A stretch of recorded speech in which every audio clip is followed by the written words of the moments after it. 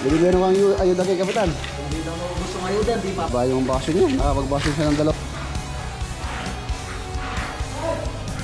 Kada araw may simula, may plano sa kamay. Lakad sa seat kahit tirik ang araw, ulan ang sabay. Regs Love Construction, to ang aming daan. Bawat hollow block, bawat bakal may kwento't laman. Hindi lang ito trabaho, to'y pangarap na buo. Kada buhos ng semento may pangtotoo. Yan o, Kot martilyo, tibay ng loob ang dalan namin dito. Regs Vlog, kwento ng konstruksyon. Puso't pawis, tunay na misyon. Buuin ang mundo, unti-unti pero totoo. Regs Vlog Construction, tara na't sumalo. Drone shot mula sa taas, progress na mabilis. Kada floor kita mo na, di lang basta business. May teambag, may pamilya, kahit dusty ang mata. Dito sa vlog na to, damang-dama ang gawa. Blueprint sa papel, pero puso ang batayan. Kaming mga gumagawa sa likod ng kabayan. Walang shortcut sa tibay, diskarte tunay. Sa Regs Vlog Construction solid, walang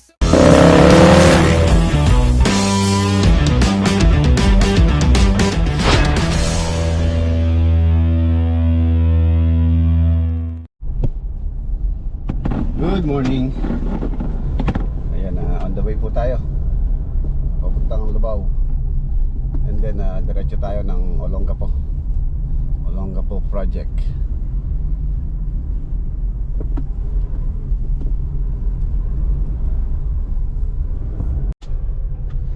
Ayan, nandito na po tayo sa Lubao project. Lubao.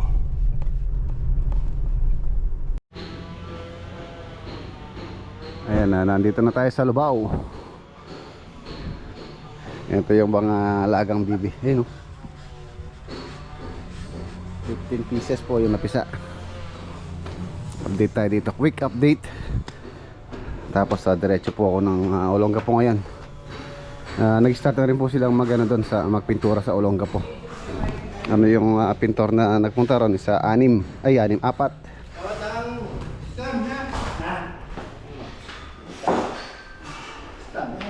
Yan, mayroong isang pintuan na nahuli. Yung isang pintuan kasi nagka-problema. So ayan, nahuli po yung isa na yan. Tapos ito yun na to. Pwede na pong install to, para may install na rin yung mga doorknob. Ayan, mga pintuan.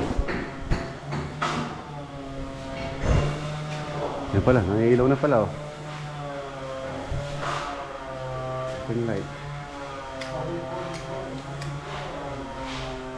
Yung mga pin light. Testing natin. Testing. Tricolor po yan. White. Ano?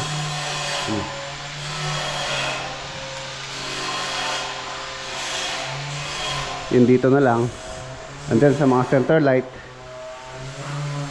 huli na po yun. Yung mga center light dito. Ay chandelier. Pagka medyo may may bintana na, para hindi na rin malikabukan. Nakikinis na rin yung wall.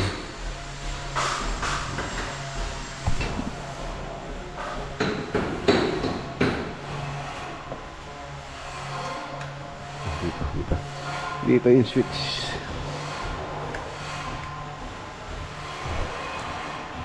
Strip light na rin. Medyo maliwanag lang kaya hindi ko masyadong visible. Yes.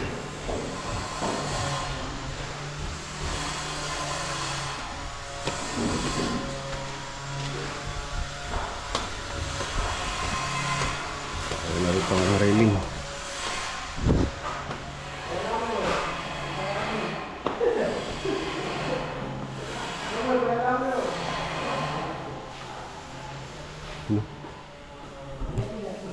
Lagyan na dyan. Na? Alay pa niya. Silwal. Jenny, kita. Ayan si Jan, ano po siya, all around. Pwede siyang tile setter, pwedeng pintor, pwedeng welder, pwedeng electrician.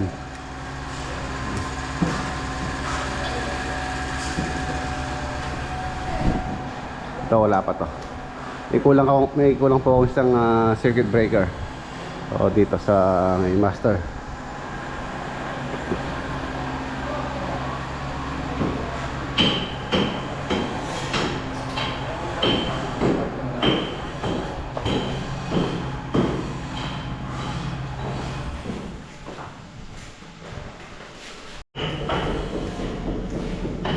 Ano?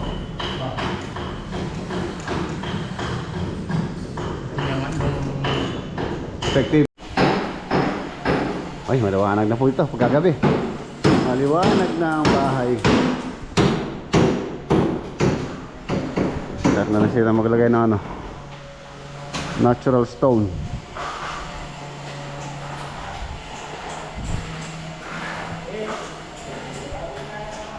Sana hindi na kulangin. Para hindi na po tayo magpunta ng Gabaldon. Ay, nandito na pala si ano, si Voltes 5. Voltes 5. Sunny boy. Ayan, nung sa'yo ano, bakasyon mo sa ano, sa Boracay. Nag-Boracay ka raw ah. Yan.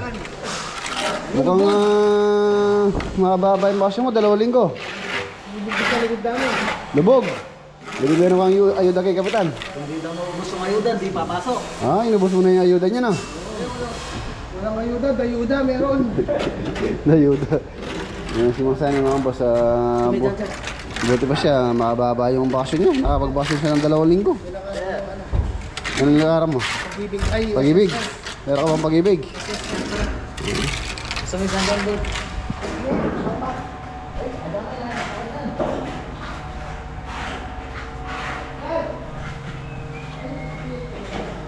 No.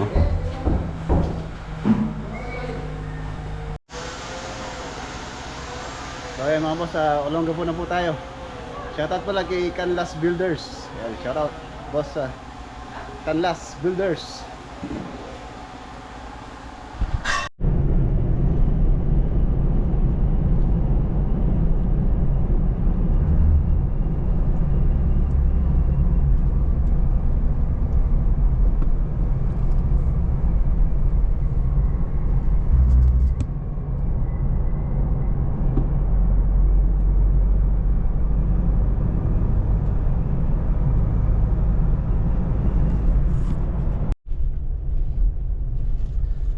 Olongapo touchdown. Pero wala tayong parkingan.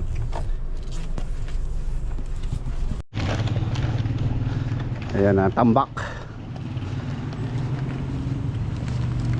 Ayan lang, sakto, break time. Ito na po yung garahe. Piniprepare na nila for concreting. Tapos ay nabuhusan na rin yung septic tank. Yun o. Maganda na mga boss. Tapos mayroon na pong nag-skim coat sa loob. Yung ports, ayan. Pinipraming na rin nila. Ayan tayo. Huli ako ng ulam. Nag-drive thru. Ayan, groove. And then may molding yung mga bintana. Anong ulam? Stig. Ay, yan po. Ano, puti na. Ay, boss. O ba? Ayun, palit tayo. Oh, French fries yan. Prito. Gusto mo prito? Ay, oh. Kinain ko. Oh, yun o. Yaman. Sana malaki na.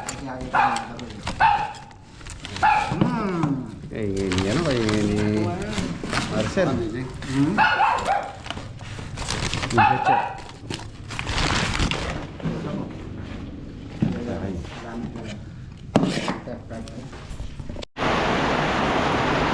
Ayan, bumuhos po ang malakas na ulan.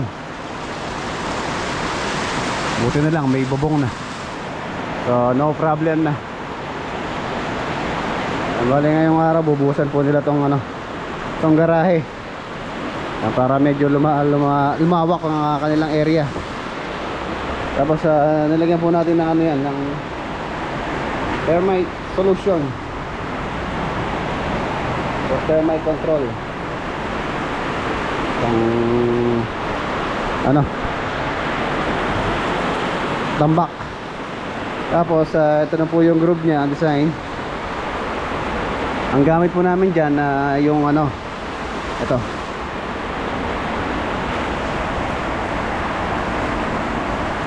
Mas maganda po yung finish niya.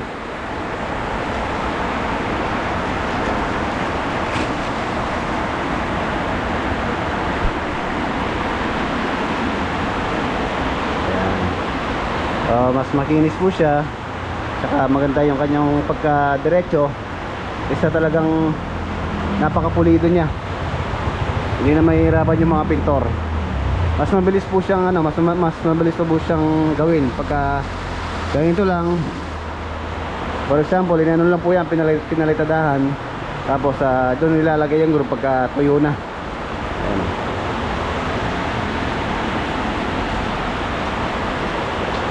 20 mm or 2 cm ang ano po niya, ang lapad ng groove. Nabibili ko po ito mga boss sa online ko in-order ito mga ganitong pang groove na ginagamit namin. Kung plain lang yung palitada sa inyo sa labas or sa bakod, so pwede nyo pong gamitin itong ganito para magka-design. Binabala lang po sa grinder to, and then ano lang, i-grind lang dito. Pero kailangan meron siyang guide para po diretso. Nilalagyan po namin ng guide dyan para diretso yung groove. Papahinga po yung mga tropa dito. Break time. Tapos nakasabit na rin yung mga pintuan. Ayan. Pipinturahan na po yun. Ito, bala ko dito, PVC panel na po dito. PVC panel.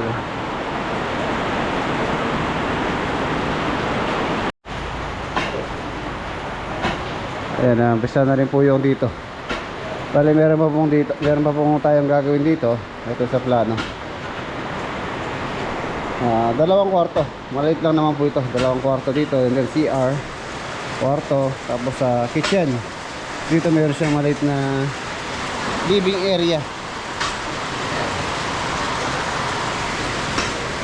Halos nasa ano lang po yan, 2 meters, 2 metro. Pero nilakyan na po namin to, nasa 2.5 na yan. Ano, 2.5 meters na sa actual. Pero sa plano 2 meters lang. Maliit lang po yan, parang ano lang, parang kwarto lang na sakto lang yung one single bed. Tapos CR, pinakamalit na living area. Yung kwarto po nila ano to, na nila Kuya Edgy. Yan yung pong kapatid nila Ate Joy. Ito yung master bedroom. Yung ceiling. Tapos ito yung CR. Malapit na finishing.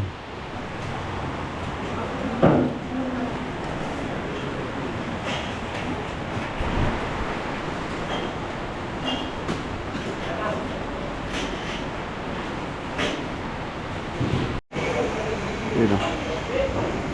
Ito yung isang kwarto.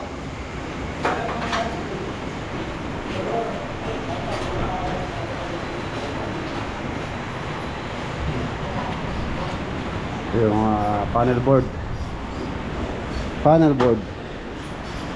then CR common, posto, kwarto.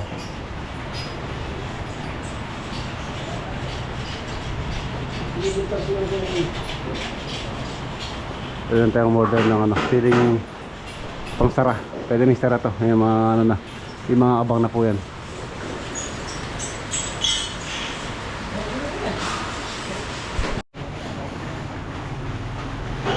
Ayan, ito na rin po yung kitchen and then dining. So, okay na yung wiring.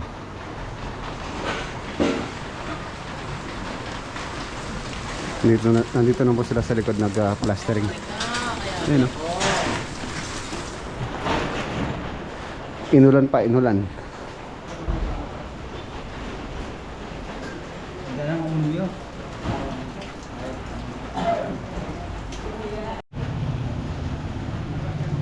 Ayun mga boss, hindi man po nakita yung ano, yung design ng bahay. Ayun, nakatago. Nakatago yung design. Sayang. Ang ganda pa naman yung perspective. So kung visible po doon, ang ganda sana. So wala. Tapos meron pang canopy rito to. Dito sa may harapan na yan. Ayun, naglalagay na sila ng spandrel. So ang ganda pa naman ng spandrel, wood look din po yung spandrel. Kaya lang ala na natakpan lang po siya ng ano.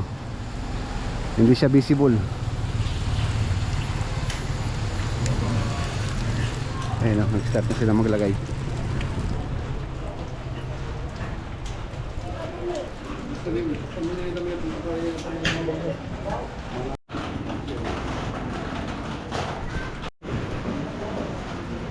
Ayun na yung delivery.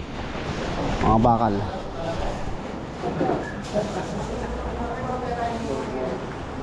Oy, buto nyo rin bakal.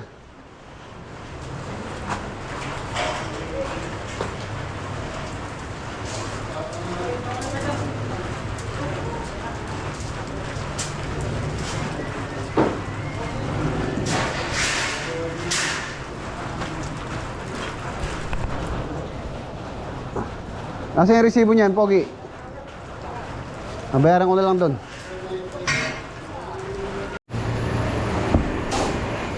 Si Margarito.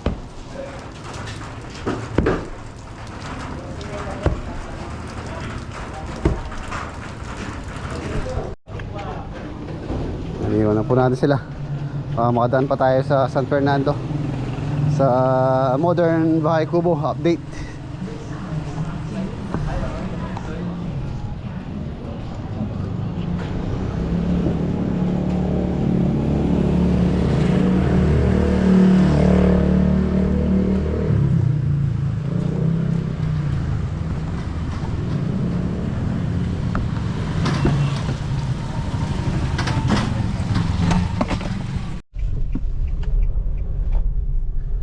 Ayan, nandito na po tayo sa San Fernando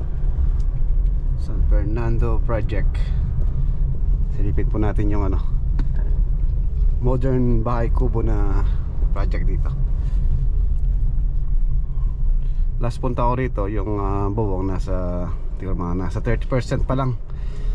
Tingnan natin kung nakagawa po sila, yung mga tauhan ni Kuya Mix, kung nakapaglatag sila ng pawid itong nakaraang araw. Ayun, meron na. Okay, nandito na tayo. Ayan mga boss, ayan na po siya. Nagtrabaho daw sila ngayon, kaya lang naubusan na sila ng pawid. So halos mabuo na po yung bubong. Yun, ganda, ang luwang.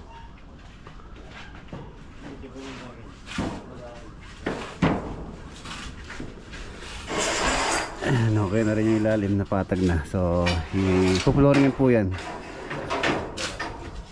para hindi bahay ng ano rin, daga.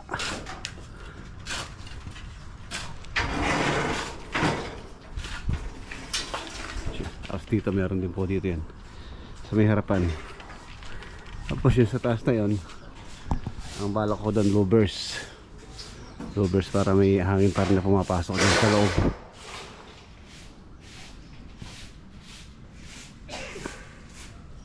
Ayan o, luwang.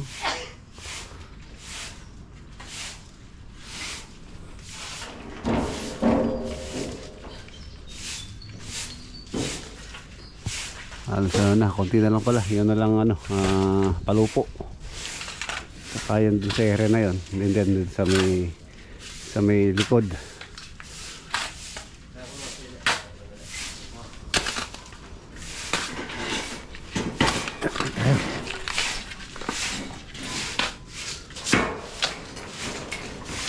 Ayan, tatapusin lang yung flooring nito. Sa pagka na-floor na po yan, pwede na silang mag-drywall, mag-partition. Tapos naglalagay ng kahoy dito. So tapos na bubong, papasunod ko na po yung kawayan dito, yung sahig.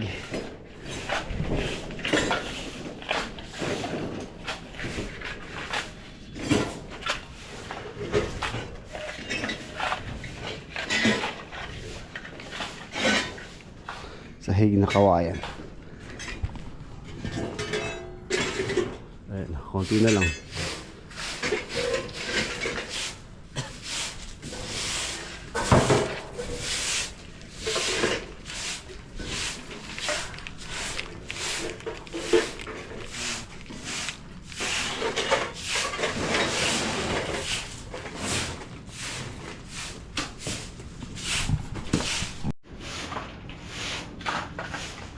Ano, kompleto to, ang ganda. Hanggang doon, sarado po yan.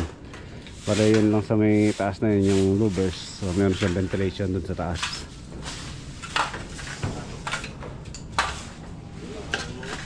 Okay, malapit na. Ang ganda nito, pagka natapos. Tapos dito, makikita nyo lang po rito, ano, amakan. Nas pintuan. Amakan. Dito upuan, tapos sa kawayan na yung kanyang sandalan.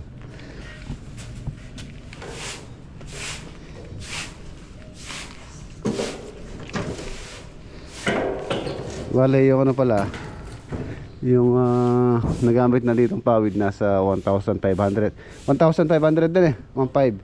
700 nung una, tapos 800 yung huli. So nasa 1,500 na siguro, mga ano pa, sa tansya ko mga saka yun, mga ano pa siguro, more or less mga 800 pa, 800 or 500 dito, saka dito. Yan, close din po to, yung ano na to, harapan na to, close din yan, pawid din po yan.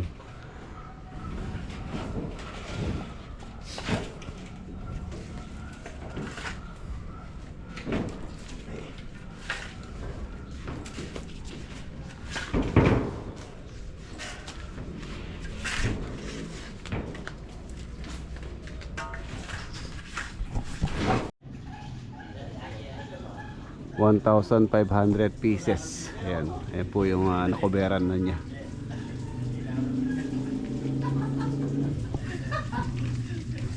Ayan, mag-alas 5 na. Pahinga na. Ganda nito pagka ano, nakompleto na po. Presko.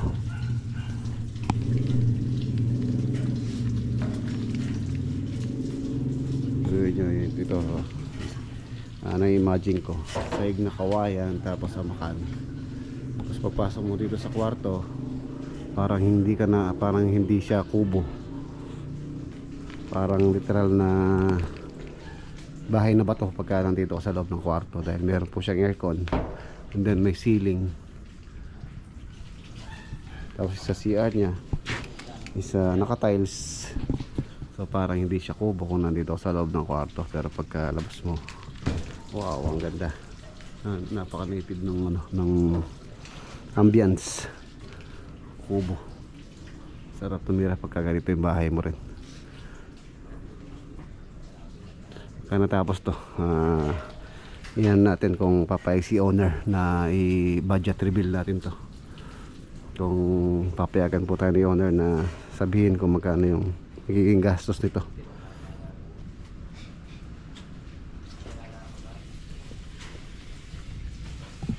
Marami pong pinapa-additional pa si owner dito, tulad ng CR dyan sa labas. Tapos yung bakod na yan, itataas pa namin yung bakod na to, and then clearing. Tapos yung gate doon, ibabaguhin po yun, gagawin sliding. So pagka natapos to, mga boss, talaga ano to, malinis na po rito. Wala na yung mga kalat na yan. Itong mga debris na to, itong mga tambak na sobra-sobra, tatanggalin po namin dyan. So magiging malinis itong buong paligid.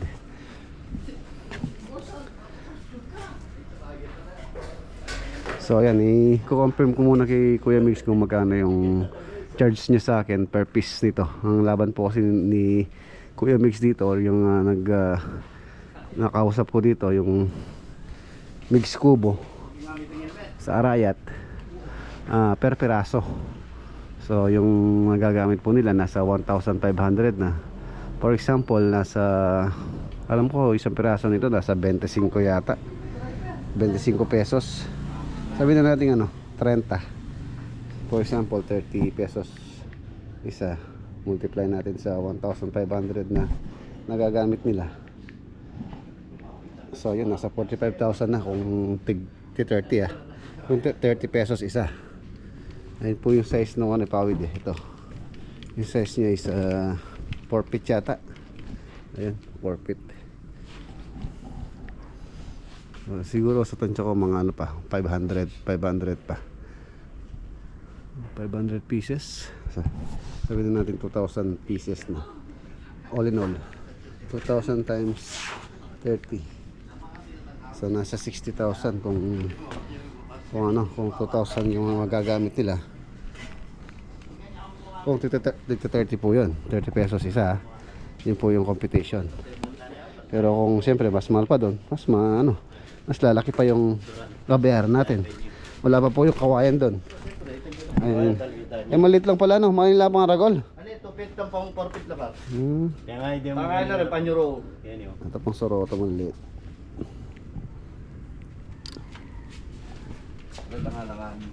Tapos lalagyan pa po ng net yan. Hindi pa kasama yung net.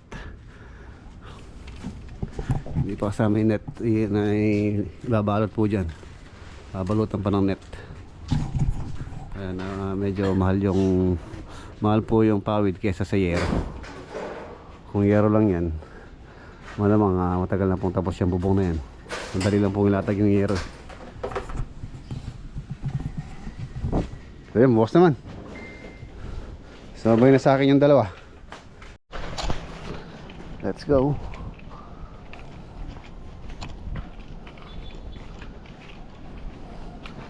Tapos na naman yung ating maghapon. Lubao, Olongapo, and then dito sa San Fernando. Mission accomplished.